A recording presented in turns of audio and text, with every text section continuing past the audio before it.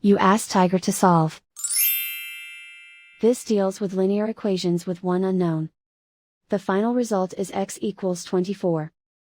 Let's solve it step by step. Group all constants on the right side of the equation. Subtract 1 from both sides. Simplify the arithmetic.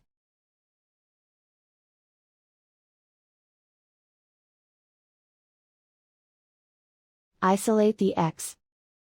Multiply both sides by inverse fraction 3 over -1.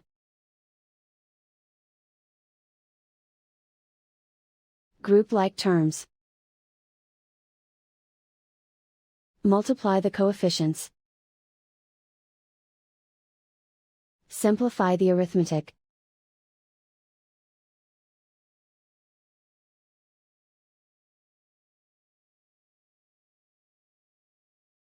And so the final result is x equals 24.